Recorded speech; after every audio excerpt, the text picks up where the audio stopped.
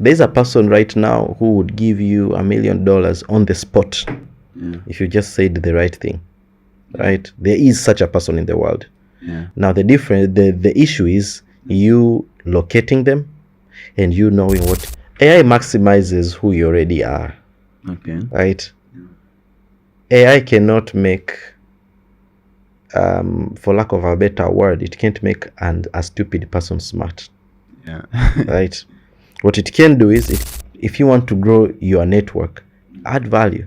Just have something to offer, and people will come towards you, because you can enter into a room with the Dewjis of this world, with the Bill Gates, with all the famous people you think of, and you will live with nothing, because in the end of the day, they are not going to talk to you just because you're in the same space with them. Yeah. How many people do they meet every day? So you need to figure out what is your value. If you are you, would you want to hang out with you? You know, and what would you get from you? Because you have to be absolutely selfless. Most people, being close to power doesn't make you powerful. Being close to famous people doesn't make you famous in yourself. You're just famous by association, right? It's the same thing that being close to people with high potential doesn't make you a high potential, but it can definitely inspire in you a way that can change your thinking and make you become somebody of high potential. So Simba measures itself based on where we want to go. And other clubs measure themselves based on where Simba is at. And so that's why we keep on moving forward, because we think about where we want to go. You have a platform like Twitter and Instagram. You can talk with anybody in the world, but you're still talking to the people in your community. You know, you can literally find a tribe online that believes in the things you believe in. If you believe in finances and real estate, if you believe in technology, if you believe in whatever you believe, even if you believe in zombies.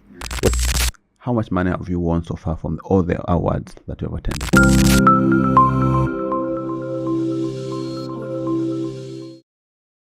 Hello, welcome back to MYOD podcast, the podcast that inspires you to shape your future. Today, I'm with a very special guest who actually, he inspired me to shape my future. I don't know if he knows this, but I've been following this guy since I was a kid. I don't know how old is he right now, but he still has a baby face. Let's say he never gets old. You all probably know him, and this guy actually, he had an opportunity to shake hands with Queen Elizabeth II. Rest in peace. Before we start, can you please like this video, subscribe, and comment down below what kind of guests do you want to see on this podcast. So on my right here, I have Given Edward. Good morning, brother. Hey, bro. How are you doing? I'm doing great. Yourself? I'm good, man. You're welcome. It's good to be here. Mtabe. Yeah. Mtabe, you know, brother, I've been following you for a very long time. Yeah. You have done a lot. I appreciate that. Yeah, and we have a lot to talk about today.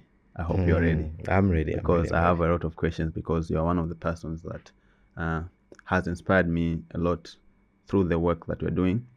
I don't know if you knew, because I never told you this. No, we have never talked about it. Yeah, it's my first time telling you this. Through your work, it helped me to learn a lot of stuff about life, about school, about being innovative, about not giving up, a lot of stuff. I know we have met twice. The last time we met, it was at Tanzania Digital Awards, and you have won a lot of awards yourself. And the moment I saw you that day, I asked myself, what is this guy doing here? Because I knew certainly that whatever awards you went there for, you're going to take it. I was just hoping that you're not in the same category as me. Yeah, so for the people who don't know you, can you please explain who is Given Edward, and can you share a background story of yourself? I appreciate the remarks, and thank you for inviting me. You're welcome. So my name is Given Edward. Okay. My biggest focus is on innovation, specifically on education. I've been working on that space for a while, for more than 10 years now. Yeah. I've also been working in the technology space at large, how we can help different businesses do better. Okay. So I think that's the overall summary. I'm just a person who is really interested in innovation through technology. Yeah. And my primary focus has been education, while also working in other spaces. I run a startup called Mtabe, Yeah.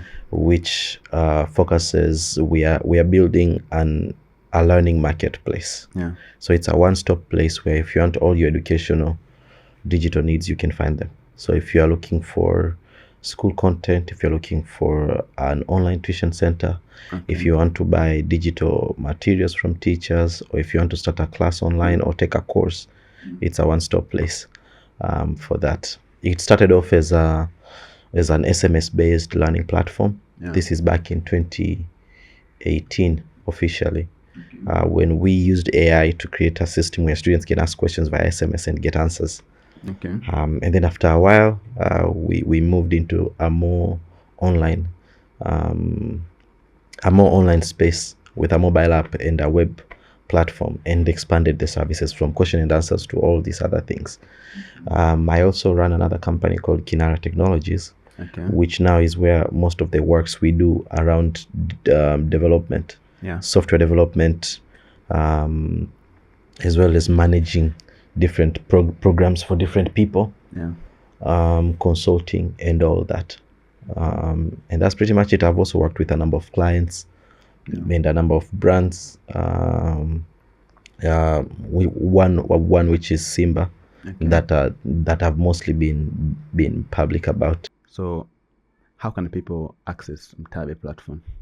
Well, they can visit our website, mtabe.co, Okay. and they can find everything there. But apart from that, we also have our apps on App Store as well as the Play Store.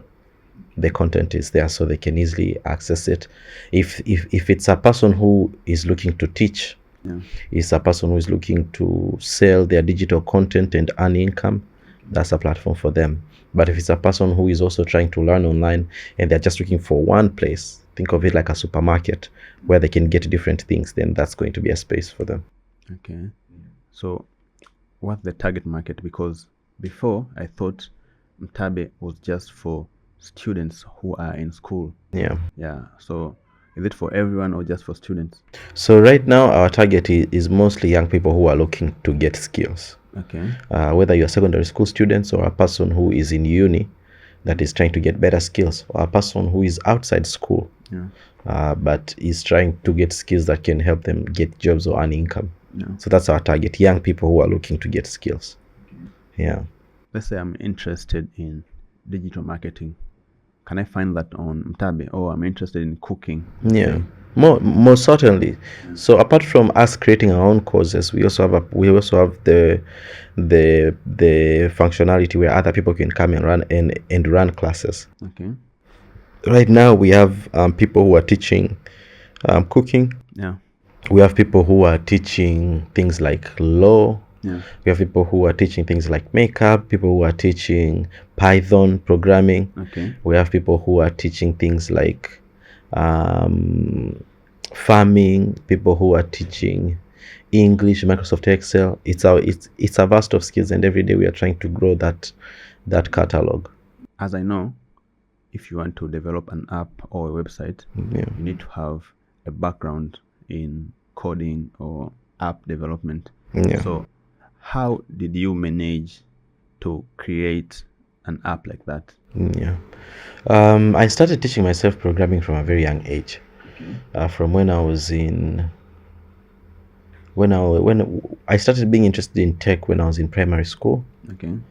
And then when I was in secondary school, I got deeper into programming. Okay. And we didn't have a computer at home, so for most times I would go to an internet cafe and learn a few things, and then try them out. Then after a while, my grandparents got a computer, which didn't have internet back then because internet wasn't widespread back then. Okay. So I would go to the internet cafe, get internet, use it to learn things on YouTube, etc.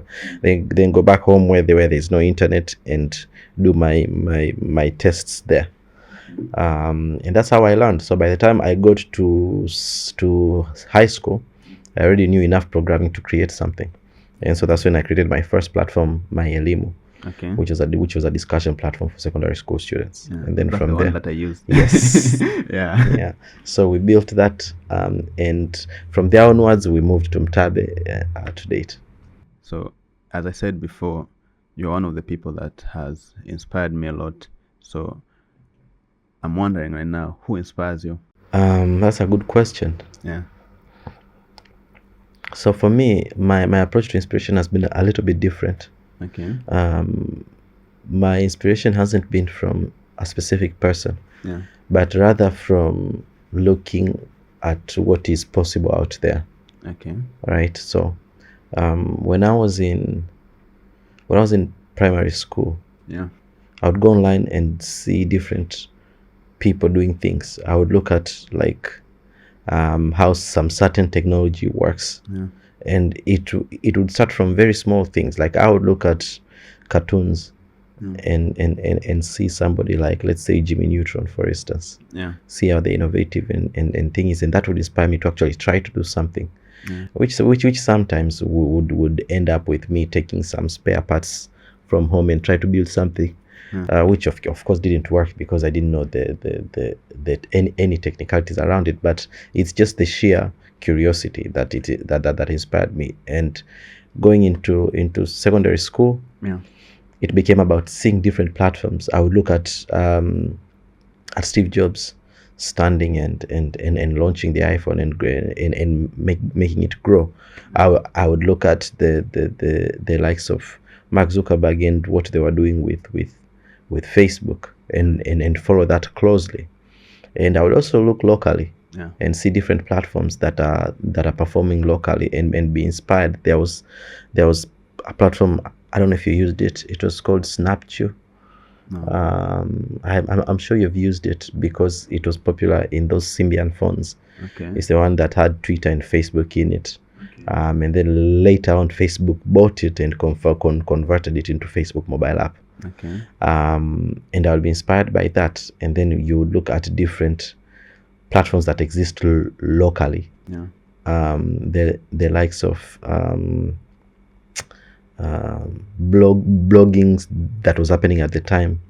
And then later on with time, I came to learn about platforms like Jamii Forums, and all this that were happening. And that just inspired me. So it was more inspiration from the things happening around me than a specific person. And even right now, at a stage I'm at, I look around the world and see what's happening with AI and innovations, and people were championing these things, and I'm inspired by that.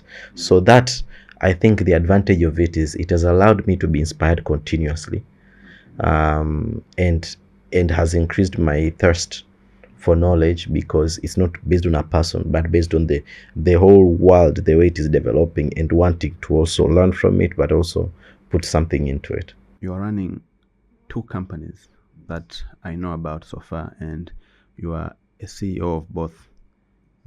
Running 2 companies at once, it's not a joke. Yeah. So I'm wondering, how do you manage that work and life balance, and how does your typical day looks like? That's a good question. I think it's easy to manage 2 companies when they're just beginning. Okay. By the moment they start growing, then it becomes clear that you don't need to manage it, but rather you need to put systems in place. Okay. I don't know who said this, but they said if whatever you are building can't work without you around, then you're building a cage. Okay. Because in the end of the day, it's things that are going to keep you stuck there, right? So that is one of the things I've been striving to do, Yeah. to build systems that work without me being around. Yeah. And that means getting the right people in place, creating mechanisms to follow up and manage things. But also I've been intentionally trying to pull back from being the face of these businesses, because the biggest challenge with that is if you are the only face people see associated with Kinara and associated with Mtabe, Yeah. then when you want to push things without you being present, it doesn't seem like Mtabe is there or Kinara is there. So I've been mostly trying to push for the businesses to have their own identity separate from me. That way I can rely on systems and people can rely on their brands rather than an individual to push for things. My typical day is pretty much, it's very unpredictable at the moment. Yeah. Mostly because I'm still trying to establish systems. It's something that I've been working this whole year to do. Yeah. But it involves some morning exercises. Okay. At some point during the day, I also have to meditate. These are not things I do every day, but that's the goal, to be able to do them every day. It involves talking to my teams from different spaces. Yeah. And figuring out what they are doing for the day. Then apart from that, I also have to check with family, see how they are doing. Okay. And make sure that things are moving well, right? Because at some point you get to an age whereby it's not all about work. And I'm not saying I'm old, but I'm saying it gets to a point whereby now you also want to have a healthy relationships around you. So that's something that I'm also trying to be more intentional about. When you said and talked about systems, it's very important, and I always talk about that in this podcast, that for you to be able to scale your business, you need to have system in place that even if you're not there, your system can still produce the results for you. Yeah. Otherwise, there's no difference on being an entrepreneur or an employee if you don't have systems. Yeah, that's true. Yeah.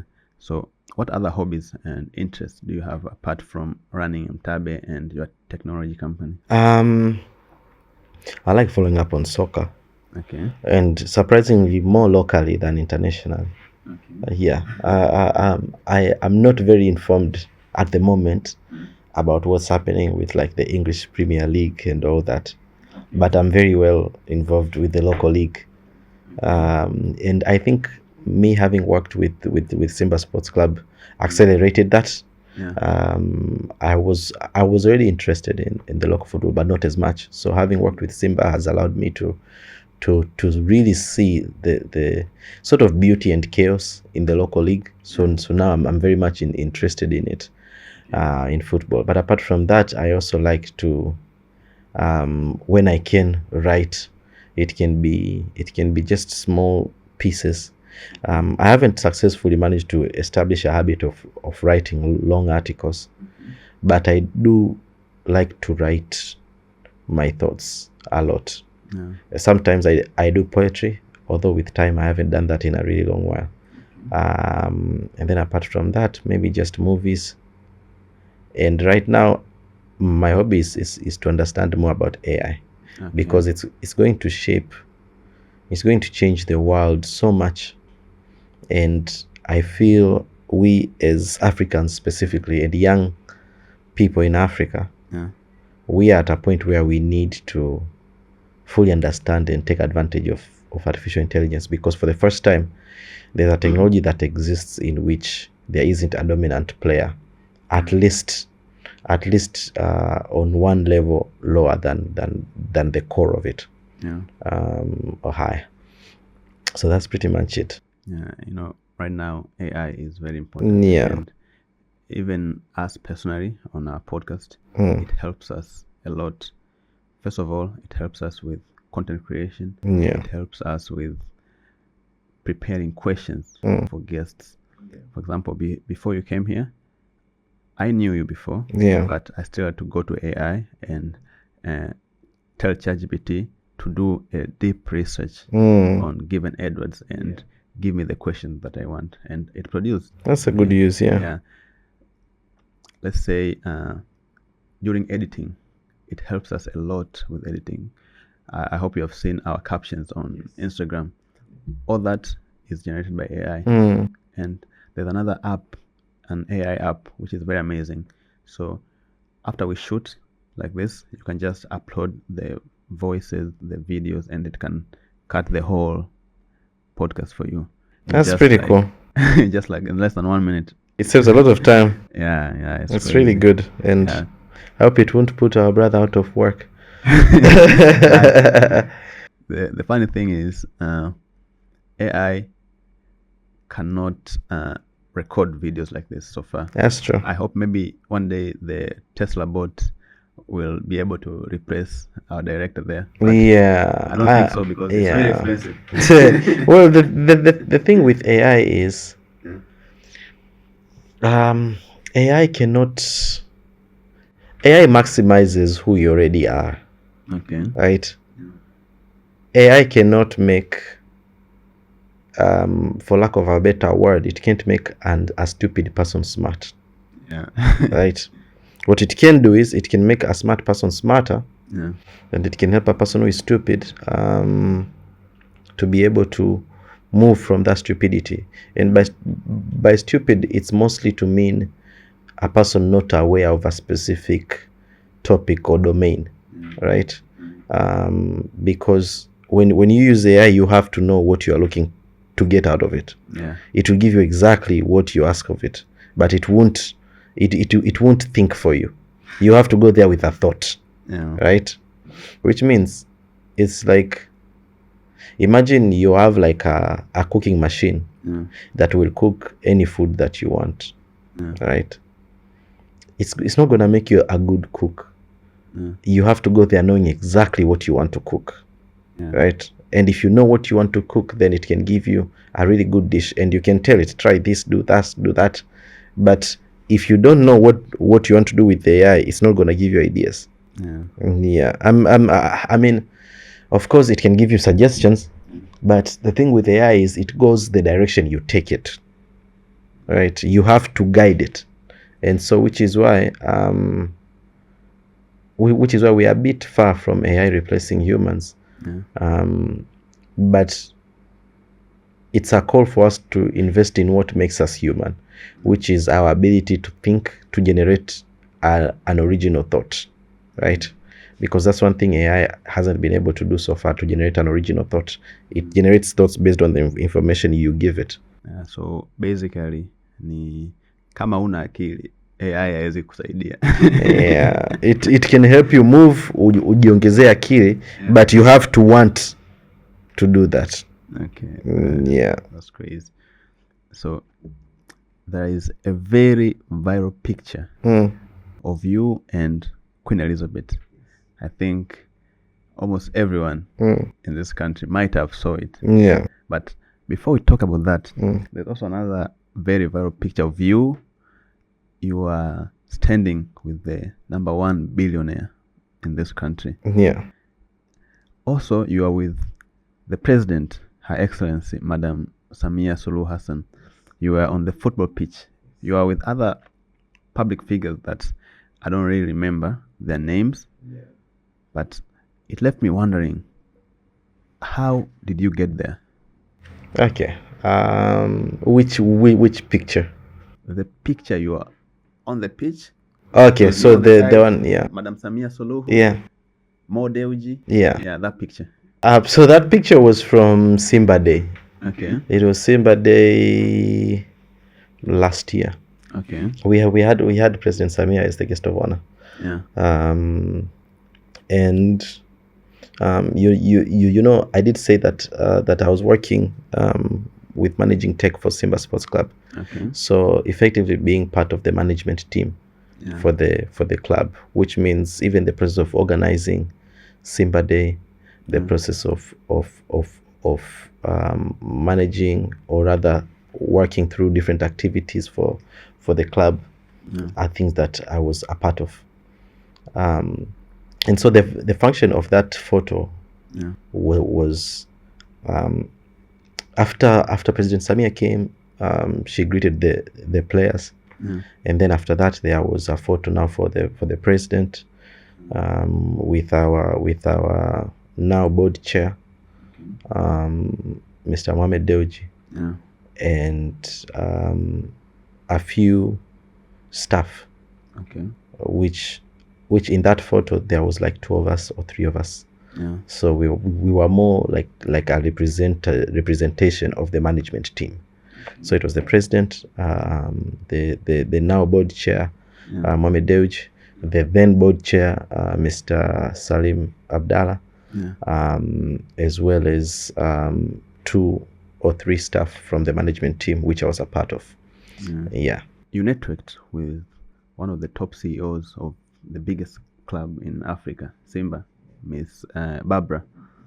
But before you got a chance to meet her, you had something of value to offer her. Yeah. So that's one biggest skill when it comes to networking that I always talk about, that before you network with someone, you have to think, what value do I have to offer to this person? Otherwise, you'll never be welcomed. Yeah, I mean that's one of the things you come to learn after a while about the whole concept of networking and getting access to people. In the end of the day, it's a function of 2 things.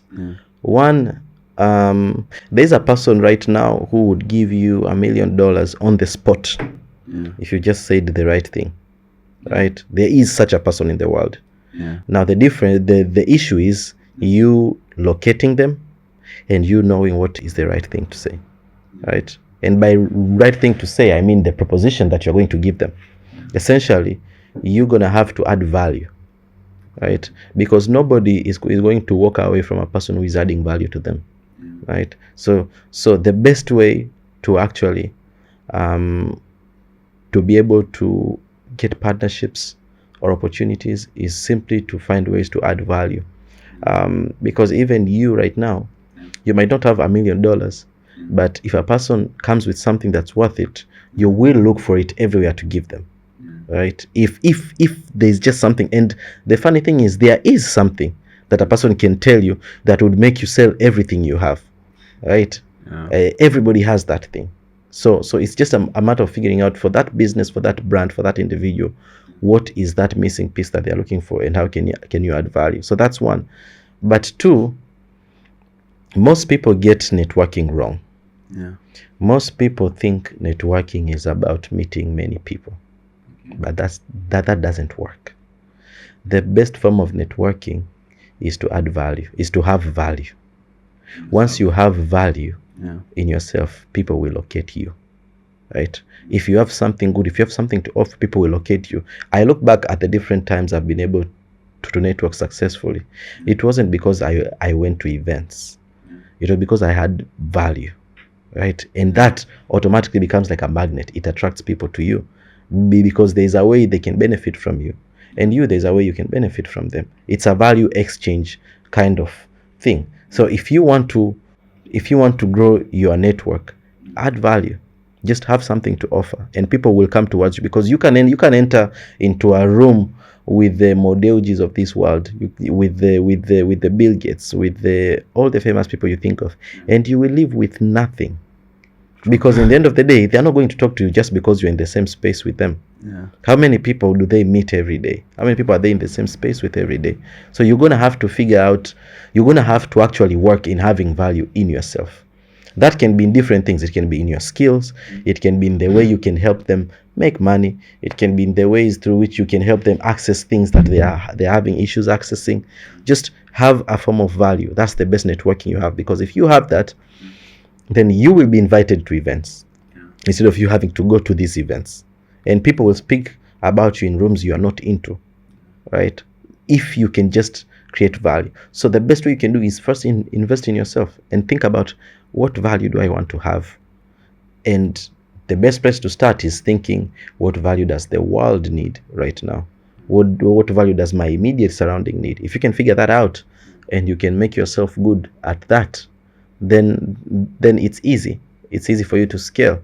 Otherwise, if you just base it on your own presence in spaces, it's not going to work. Think about some of the most famous people in the country right now. Some of them, their value you might not find worthy. You might say what they are doing is stupid on the internet. What they are doing doesn't work. But they have something to offer nobody else can offer. They can pull a crowd. They can give you an audience. They can say something that people will listen to. And that in itself is value. It might not work for you, but it's the same thing that makes them have brand ambassador deals. It's the same thing that makes them being invited to a function by the president, right? It's all about creating value. So you need to figure out, what is your value? If you are you, would you want to hang out with you? You know, and what would you get from you?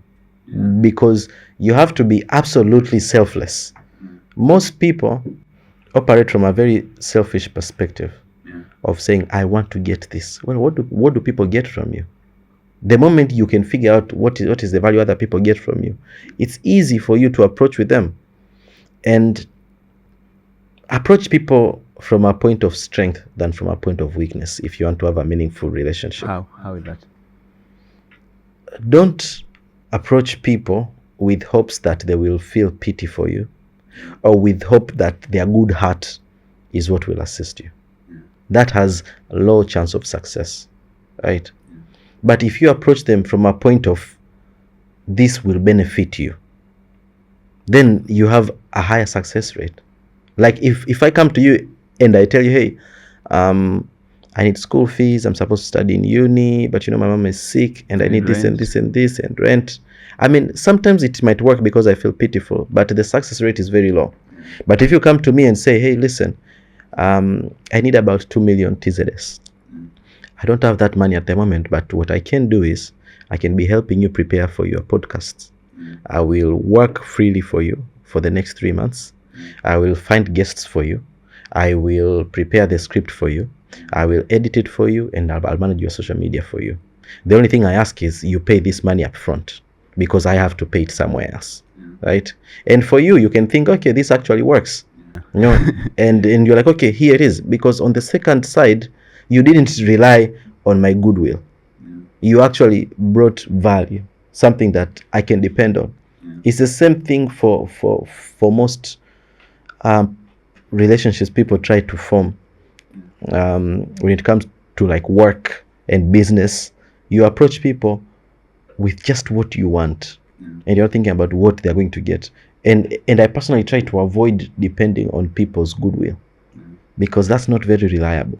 What's reliable and what has proven to work is a mutually assured benefit. It's a transaction. I'm going to add this. I'm going to add this. That's how most people are able to raise money. That's how most people are able to raise support. Is that I'm not asking you for a favor. I'm adding value to you, and you are going to have to add value to me. We both win, right? It's the same thing. Remember the story I told you about how I got started with Simba. It's the same thing. I made the cost of entry low. I made it very easy to say yes. It's that you have this issue. I'm going to fix it by morning. I'm not going to ask you to pay me anything. You don't have to risk anything by me doing this. Right? That in itself is like, okay, why not? So it's the same thing when you're trying to form partnerships and relationships. Do that. Just figure out what this person needs, what this company needs, what this business needs. Figure out what this market needs and find a way to add value to it. If you can do that, then you have an easy time networking, because when people see value, they'll come to you. They'll invite you to spaces. You don't have to push your way. Being close to power doesn't make you powerful. Being close to famous people doesn't make you famous in yourself. You're just famous by association, right? It's the same thing that being close to people with high potential doesn't make you a high potential, but it can definitely inspire in you a way that can change your thinking and make you become somebody of high potential. So figure out how you can create value in yourself.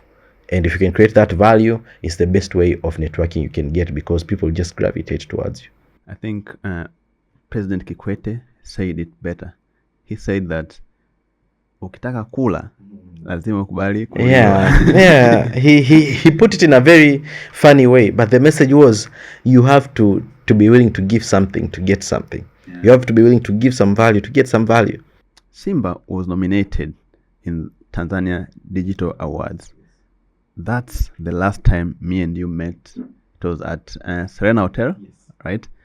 So when I saw you there and you told me you are representing Simba, I knew that you're going to win the award. Yeah. But what surprised me was Simba had not won any league cup for almost 3 years straight, but you still took that award. Yeah. So I want to know, how do you manage to win almost every award that you participate in? Okay. I don't actually. Yeah. Okay, let me But put you it. won. You took it. Yes, we did win. Okay, so let me put Simba aside first and answer that question. Yeah. I personally, it's not that I don't, it's not that I win every award I attend to, Yeah. but I don't get into any award that I don't see myself winning. Okay. Right? Matter of fact, I hardly apply into awards. If I can think of the times where I applied for an award, probably in my entire career I've done that only once, maybe. Okay. But the rest of the times, once or twice, but the rest of the times I don't apply to go to awards. That doesn't mean I'm better than everybody. It just means that there is a way through which I think an award means something when you didn't have to ask for it. Yeah. Right? And so I try to pick my battles. Okay. I try to see what do I get out of it, because awards can be very misleading. Yeah. Like, getting an award might be good for establishing your credibility. Yeah. But after you have established your credibility, as I have, Yeah. it now becomes about growing your business. And that's why I've taken a bit of a step back Yeah. from awards and all that, because whatever I would be trying to establish, I've already done. Right now, my actual value or my actual worth is going to come from how well I've built my businesses. Yeah. And that means looking at my cash flows and my balance sheets, right? Because it's not about credibility anymore. So that's one. Now, two, to answer the question of Simba, why we got that award, even after we hadn't won. When it comes to football, most people see it as what's happening inside the pitch, and for most part, I also thought that. But having worked with Simba exposed me to see just how big and massive the whole football industry is, and how much the process that happens on the background towards a match, towards a league. It's massive. It's insane, and everything has to be intentional and deliberate, right? And with the digital innovation, even more so. We have a tendency of measuring everything when it comes to our numbers on the digital platforms. Nothing is unintentional, from what content goes out to what conversations are happening right now. What are the fans saying? What is needed? How many people visit our platforms? What are the agendas? Where are they located? Where do they spend most of their time on in our website? What page do they stay in? How much time they stay there? With their application, what do they view the most? All those things. We get as many data as possible, and it's a team of very capable people. You have like our social media manager who is incredibly sharp, manages the photography, manages the social medias, and we have a team of photographers who work.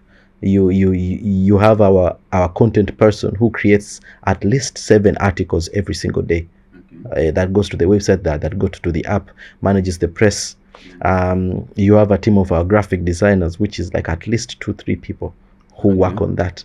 You have needless to say, our spokesman, Ahmed Ali, who does an incredible job just pushing the masses, and all these things have to be coordinated to drive different volumes, and we have people who manage business development, right? So the point I'm trying to say is, while at that time we weren't doing very well in the pitch, we were doing very well to coordinate our digital and innovation platforms. We made sure that our fans stay engaged. We made sure that our platforms are thriving. We made sure that the systems we put out there add value to fans. We were very fast on the app. We kept on improving the app, improving the website. Our WhatsApp channel was there, and a lot of other vibrant things. And Simba is still the most innovative digital platform, because even other clubs that follow us, they use Simba as the benchmark, right? So Simba measures itself based on where we want to go, and other clubs measure themselves based on where Simba is at. And so that's why we keep on moving forward, because we think about where we want to go. One day I was sitting around with a group of people and they were talking about you. I think I told you about this when we met at the awards ceremony. I told you that people are complaining. They're saying that this given guy is very greedy. He goes to every awards and he takes them. Why don't he just leave it to the young and upcoming entrepreneur? What do you have to say about this criticism? I don't know if greedy is the word I would use. I think it's just the fact that, like I said, also most of these awards I don't apply to. It just happens that I'm mentioned in them. And apart from that, I've been very intentional about not being vocal or not participating. But I hate the idea of pushing back just for the sake of what people think. My reason for pushing back, as I had told you, is because I don't want to be the face of my businesses, because I want the businesses to have the identity of their own. That's one. But two, it's because I measure myself by different metrics right now, not necessarily by the number of awards I have. Matter of fact, I've been very intentional about that, to a point whereby, you see, during that night, that awards night, where we had met, as you had said, you saw that we were nominated for Simba, and I told you I'm there for Simba. What you didn't know is that Mtabe was also nominated that night.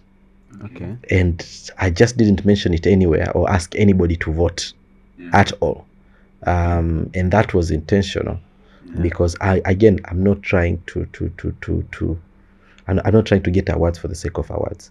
And I'm also trying not to be the face of rings. So that night was specifically for Simba, right? And truthfully, I think if any person feels like I'm getting too many awards or whatever, I think the question they could be asking themselves is, why does that affect them?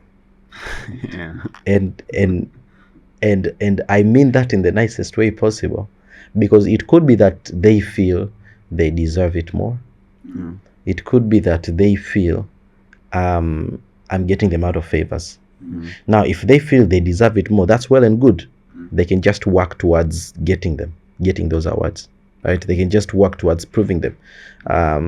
It can be that their goal becomes getting that award from me, and they can do that again.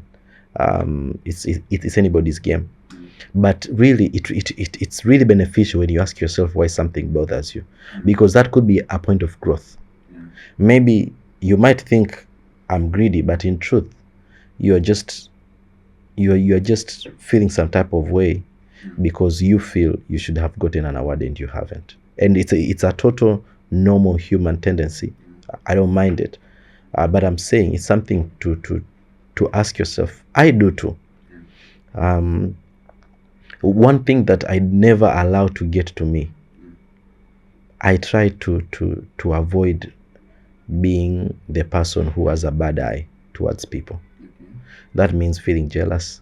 That means feeling people don't deserve something. I try to avoid that. That doesn't mean I don't get those feelings, but I stop those feelings the moment they start, because they bring out something in me that I need to address. If I ever feel jealous, the first thing I ask myself is, why do I feel that way? Why do I feel I deserve that? Why do I feel they don't deserve that? Could it be because I'm feeling insecure about something? And if so, what is that thing? And what can I do to feel better? Why do I feel like they are greedy? Why do I feel like they don't deserve it? Is it because I feel I'm putting a lot of efforts and they're getting it without putting efforts? If so, what is the difference? Is it that I'm not exposing myself enough? Or is it that I'm using too much effort while doing it the wrong way? Because you might use a lot of efforts doing the wrong thing. And so I try to ask myself so many questions when these feelings surface, and that's what has helped me elevate, because I don't take those feelings as fact. Feelings come, I allow them to exist, I allow them to go. But first I will open them up and figure out where they come from, and try to see that as a point of learning. And that's something that I think has been very beneficial, and I think a lot of people could try do that, because whatever you feel, it can be anger, it can be sadness, it can be jealousy, treat it like, step outside from yourself and look at it from the outside looking in. Why do I feel the way I feel? And that can point you towards things you need to work on as a person to become better, because that's how you're able to even grow. Sometimes you're unable to stand in front of people and speak because you have so many insecurities about yourself that you haven't addressed. And they show in small things. They show in the way you talk about others. They show in the way you feel about others, how you feel about yourself. But if you can address those things, you'll even move better going forward. So, what are your secrets of winning a lot of awards? Is there any roadmap that someone can follow? I don't know, actually, because I've never been intentional about winning an award. That's the truth. I've never gone out and say I want to win that award, right? Most of them have been a function of just me doing my work to the best of my ability, and it happens that some people notice. So when they do, I show up and I present myself as asked, and that seems to resonate with people. But I think, if anything, I think the real value is in my ability to communicate clearly. I've been told to be, or rather, people have said that I'm a very good communicator, and that usually reflects when I talk about my different ideas. And I think that is what has helped me when I stand in front of people to present my ideas, whether it's an award or a pitch. I'm able to clearly articulate what is it that I'm trying to do and why it matters. And so, if anything, if I would give anybody advice, if a person is trying to get awards, for whatever reason, I would say the first thing is be very clear about how you communicate. You need to have conviction. And you can't have conviction if you don't believe in what you're doing yourself. You have to believe in what you're doing. And two, you have to have a vision for it. Where are you trying to get to? And how are you going to get there? You need to have a very compelling case of why you are going to get there and why you are the one to get it there. And three, I would say, learn to understand what these awards are looking for. Because they say when you go fishing, you can either catch many fish or you can get a few big fish. So you need to figure out what these awards are looking for. You're not going to get them just by applying to many awards, but you're going to have to find the specific ones that actually work, right? There is a component of planning ahead that really matters. If you want to get an award today, that's such a short notice. You need to be willing to sit this one out and say, okay, I'm not going to get this one this year, but I'm going to try to understand what they are looking for and position myself enough for next year. And prepare yourself. If it's getting your numbers up, get your numbers up, right? If it means getting more visibility, then get more visibility. Because, for instance, I see you guys track your metrics, how you're doing on different platforms. This is where we are now. This is where we're trying to go next. That is a component of planning, right? So imagine the same thing with awards. They are looking for a very specific thing. Figure out what those things are. Prepare yourself in such a way that when you show up next year, you show up full. You show up not from a point of, I hope they pick me. It's from a point of, well, I have everything that they are looking for, right? Yeah, so I'll say that is the secret, if we may call it that. You met Queen Elizabeth II. may her soul rest in peace. And you also met a lot of world global leaders that day, and you managed to go there and shake her hand. That by itself is something very special. You just don't get there by not planning or by just being yourself. You get there by hard work and dedication. Yeah. And as you said, you need to have some value in order to meet those kind of people who are valuable, right? So I was wondering, how did you get there? So I had told you that I started teaching myself programming from a very young age. Yeah. I'd go to internet cafes. I'm giving this context because it matters. It's how it built up towards that moment. Yeah. I started teaching myself programming, which allowed me to learn about innovation and creating software and websites. And from learning that, it led me to a point whereby in high school, while I was in Kibasila, I used to stay in Tegeta. Okay. Bunju, actually. Okay. And now the journey from Tegeta from Bunju to Kibasila is a very long one. Okay. And in the end of the day, it entailed me waking up very early in the morning. Okay. And at the end of it all, it led to me leaving class very early. Yeah. I wouldn't stay behind for discussions at Kibasila because I have to rush and fight the daladala conductors to get back. Yeah. Now, pause that for a bit and remember when I told you that from when I was in primary school, I was a very curious person, right? I would look at things and they would inspire me and figure out how do things work. Now, back to the high school, because I couldn't stay behind for discussions. At some point, I asked myself, what if we didn't have to be in the same place to discuss? What if one student could be here in Kibasila, I would be at home in Boko, and still be able to do the same thing, to discuss. And I know how to program. So let me create a platform that allows for that. So I created that platform, and then it started getting traction. I shared it with a few people, and it took off. And lucky enough, that was noticed because it was the first time the Queen had decided that she was going to award some few young people. Yeah. And so I got an email that said, you've been nominated for the Queen's Award, and we are now inviting you for an interview.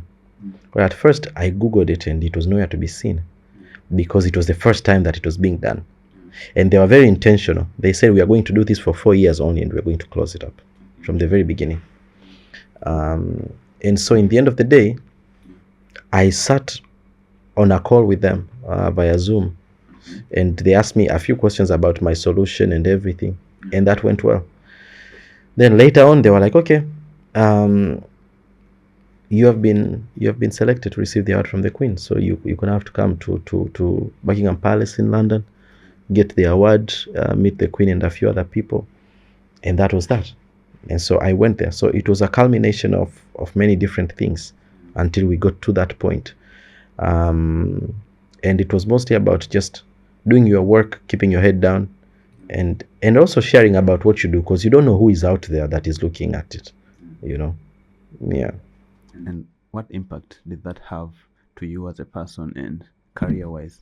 The biggest one is exposure. Yeah. It allowed me to be seen by many people, which also grew my network, because then I was able to connect to different people who were interested in what I was doing, and I was interested in what they are doing. And so that helped. But apart from that, it was also a benchmark for me to grow my international network, because there are some people who I met through that I'm still talking to date. It also exposed me to different platforms of networking, right? So that was very useful, and I thank God for that. Congratulations. No, thank you. Yeah. In Tanzania, there are a lot of challenges that can make you fail. No matter how hard you work, no matter how talented you are, you're still gonna fail. For example, we invited you the other day to do a podcast with us Yeah, here. yeah, And we came here. You came from very far away, and we had a very tough time just to get you here. yeah, Then when we reached here, you remember there was yeah. no There's no electricity. electricity. Yeah. Yeah, that was so embarrassing, and it was a challenge that I couldn't believe and I couldn't foresee it. Yeah, For real, like I was so embarrassed. yeah. It happens. Yeah, and then I was like, what can I do Mm, to to to make it over to you, right? yeah. So those are kind of challenges that a lot of Tanzanians face. So in your career, what are the challenges that you have faced here in Tanzania, and how did you overcome them? Um. So the way I look at it is, Yeah. there's a challenge of circumstances, Yeah. which is something has happened that you need to deal with. Yeah. But that is on the surface level. On the deeper level, it's mostly a challenge of mindset. You need to, you're going to face a lot of challenges if you're stationed in Tanzania. Yeah. But facing those challenges isn't the issue. The issue is your mind towards these challenges and how you are going to deal with them. Because challenges will change and there'll be new ones every day. But if you have created a mental fortitude that allows you to deal with these challenges, it's going to be even better. The way you think about challenges matters more than the challenges themselves. Because some person might see a challenge and think it means stop. And you might see it as a way of saying, okay, what's the other way around it? Right? Let me give you an example. In my high school, I studied HKL, history, Kiswahili, and literature. Naturally, by that combination, you can't study computer science, right? But I figured, okay, that's totally fine. I'm actually not trying to get into computer science for the degree. I'm trying to get there for the skills. And so even after high school in Kibasila, trying to get to uni, I wasn't accepted in any of the universities locally for computer science. Okay. So I said, okay, I'm going to study what this combination allows me, while I teach myself these things. Because mind you, I had already built my elimu by then. So I resorted into studying political science and public administration and teaching myself programming and software. And lucky enough, I got a scholarship outside Tanzania, which said, we have seen what you can do. You can come here and study computer science. Okay. And that helped me a lot. But what helped me there is the mindset. Is saying that, okay, this is what I'm going to do. This doesn't work, I'm going to do this. Because you are growing up in an environment that is one, poor, unless you're one of the lucky few. Poor. 3, it's very myopic. It's very short-sighted.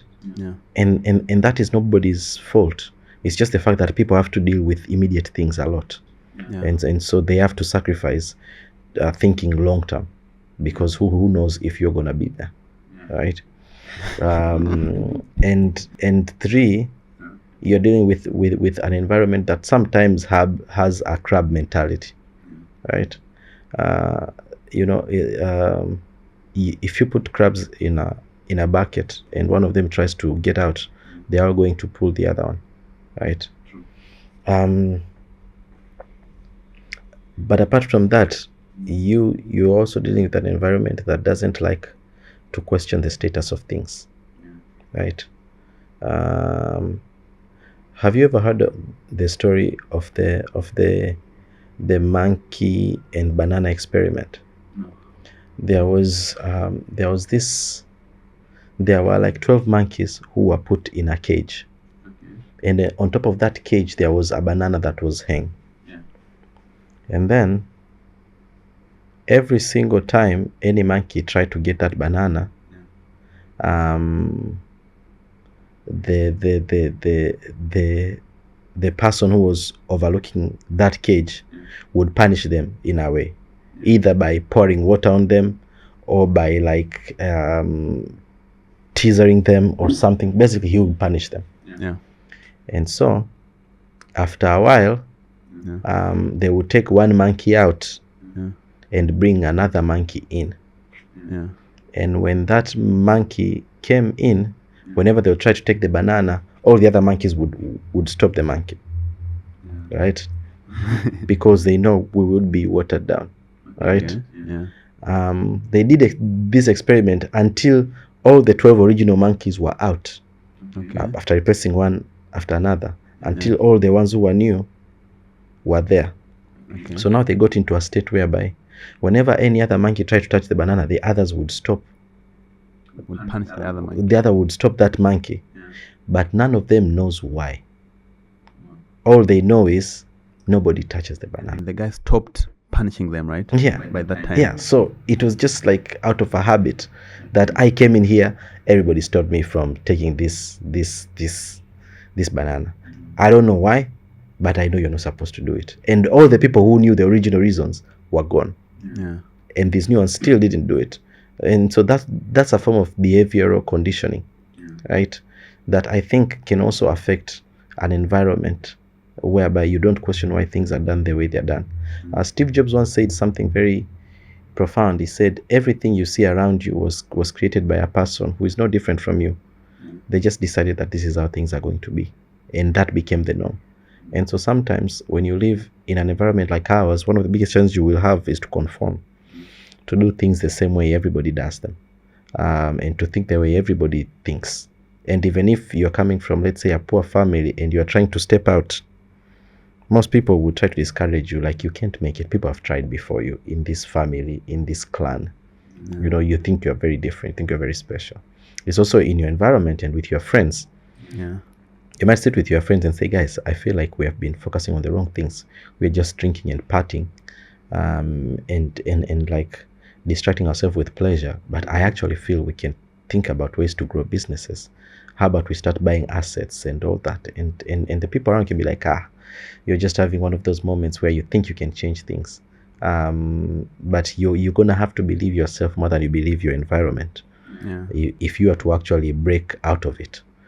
So that's the biggest battle you'll face. It's not going to be the pushbacks you're going to have. It's going to be the mental fortitude and the mental toughness to push forward to, because you are going to have to unlearn a lot of things that you have learned. You're going to have to forget a lot of things that you have seen as the norm. And you're going to have to reprogram yourself, because all of these challenges, some of them are going to be ingrained so deep in your mind, you wouldn't even think that they are there. You would think that's just the way of thinking. Even your relationship with money, your relationship with the world, your place in the world, you're still going to think it's small. You're still not going to broaden your horizon. So you're going to have to think about a lot of things that you're going to have to reprogram. Like, you have a platform like Twitter and Instagram. You can talk with anybody in the world, but you're still talking to the people in your community. You know, you can literally find a tribe online that believes in the things you believe in. If you believe in finances and real estate, if you believe in technology, if you believe in whatever you believe, even if you believe in zombies, whatever you believe in, there is a group in the world that believes in those things and is working towards doing great things in that area. And you can connect with them. But then again, you're going to have to be intentional. You end up just connecting with people around you. You know, somebody once made a joke, said, you have Google Maps that can show you anywhere in the world. And where do you start searching? You start by searching your house, right? and that while it's a joke, it's a way of saying we live in a world whereby we can connect with anybody in the world, and whatever is it that we want to learn, we can learn almost freely. But we need to have the mindset to do that. And I think that's the biggest thing you're going to have to figure out in Tanzania. To reprogram yourself, to reprogram how you think about your position in the world, to reprogram about what your ambitions are, and grow the mental fortitude that can overcome the leaning towards complacency, towards conformity.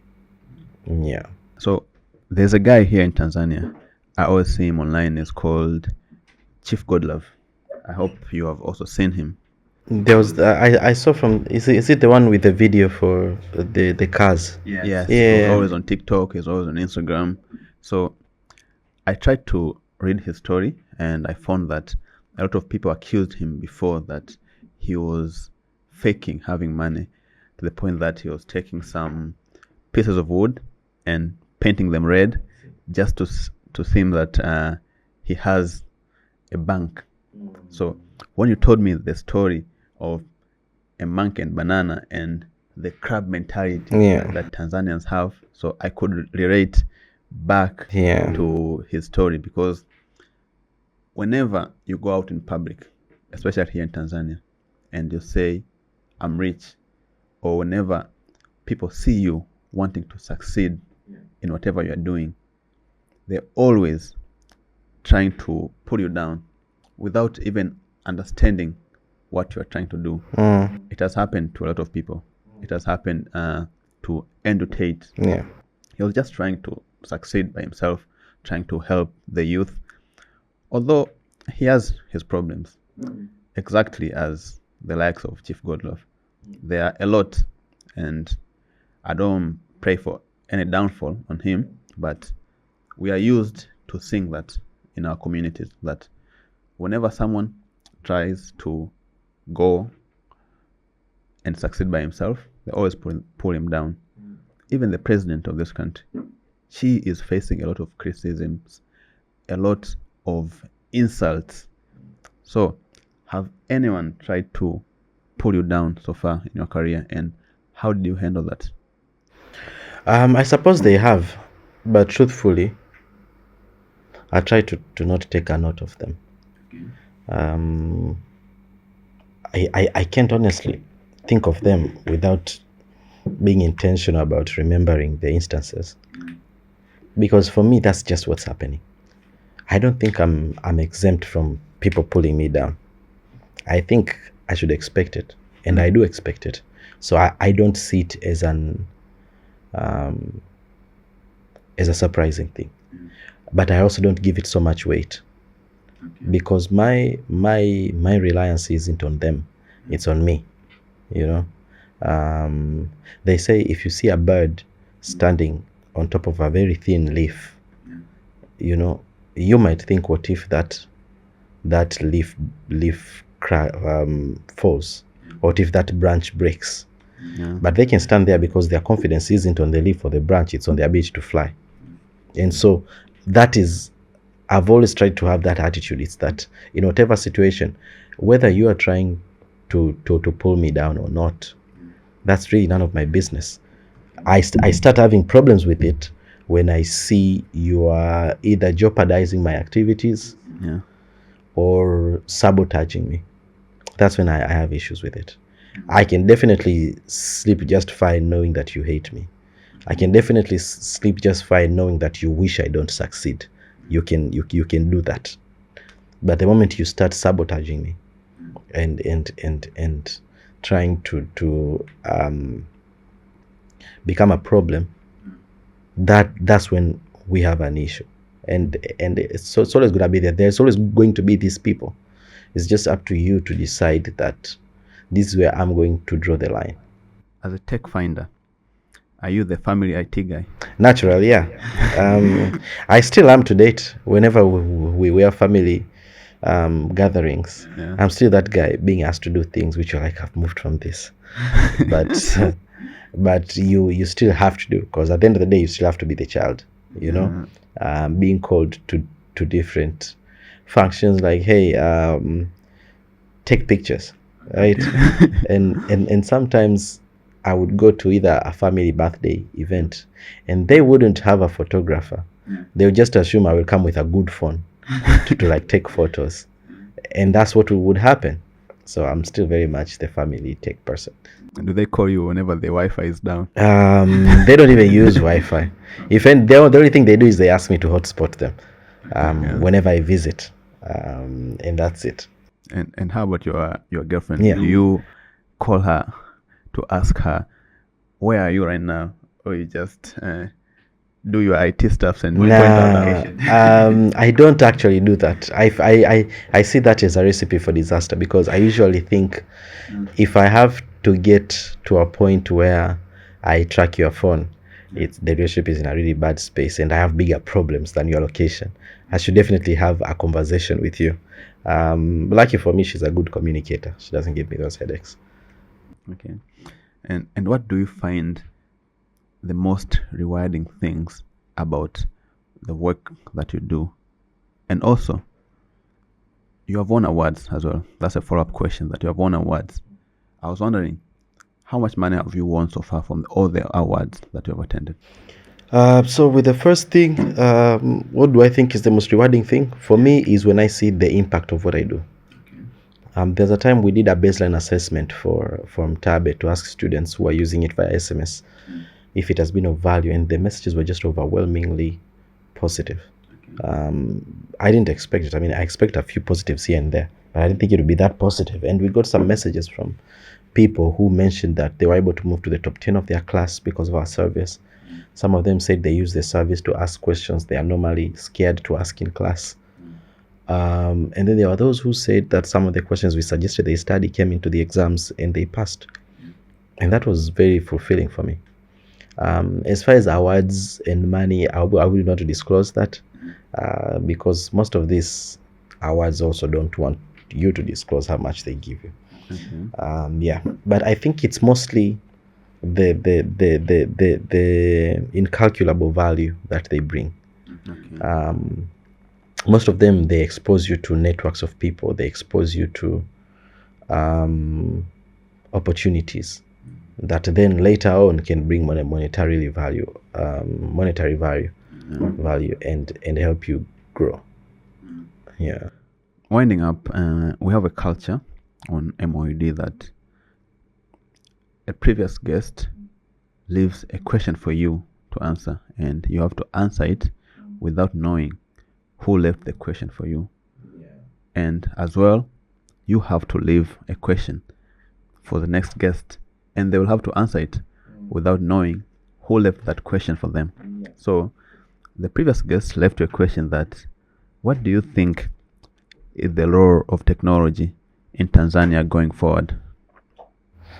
What is the role of technology in Tanzania going forward? I think it's the role we can assign to it and be deliberate that this is what technology is going to do for us. And for us, I think that should be to accelerate how quickly we are able to get people into the workforce. Yeah, I think that's it. How it should accelerate how quickly we get people into the workforce, how quickly we get people to earn their own income, and that might mean getting them through educational programs quickly, or getting them or reducing the period it takes for skill acquisition. Yeah. What question do you have to leave for the next guest without knowing who you are? Yeah, so the one question I would leave is, what is the one thing that you can do this week that would bring you rewards for the rest of your life? Wow. I think that's an important question to think about. Yeah. I hope the next guest is going to have fun. Yeah. Another way to think about it is more of what habit can you establish? What is the one thing that if you do every day for 2 minutes will bring you benefits for the rest of your life? Yeah.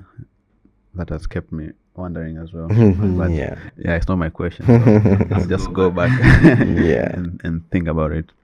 So this is my last question. Yeah, for today.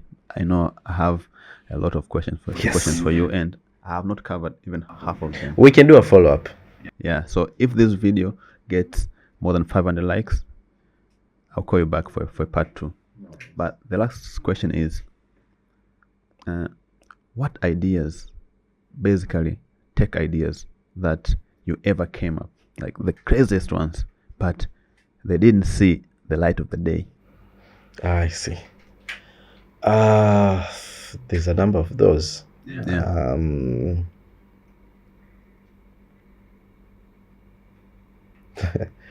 There's a number of those. One is which there's a platform I had created. Yeah. I called it my faculty advisor. Okay. It was a platform that you will input your grades from O level, and you tell it where you want to get to Okay. in career, and it will give you a path to Wow. get there. So you can say, I've studied this and this and this, but I want to be an engineer. Then it can tell you, okay, you need to do this, you need to do this and this and this, study this and this and this, and it gets you there. Yeah. That was one. There's also another one called My Tribe, which was it was my attempt to preserve our traditional languages. Okay. Because I noticed in my family, with every new generation, less and less people speak those languages. Yeah. And so I figured these languages cannot disappear. We need a way to document them. Yeah. And so I created a platform whereby people can record how to mention different words in that language. So if it's Kigogo, you can just go in there and say, this is how you say good morning in Kigogo. This is how you that kind of thing. And we document all the languages and store them so for the future generations, because right now I don't think there is a repository for that. If I'm trying to learn English, is easy. If I'm trying to learn Spanish, even easier, maybe. But if I'm trying to learn Kigogo, Kichaga, Yeah. just have to live there. Yeah. But I cannot learn. And I feel like with time, these languages are disappearing more and more and more. So there was that project that I did, but for some reason I hadn't launched it. Okay.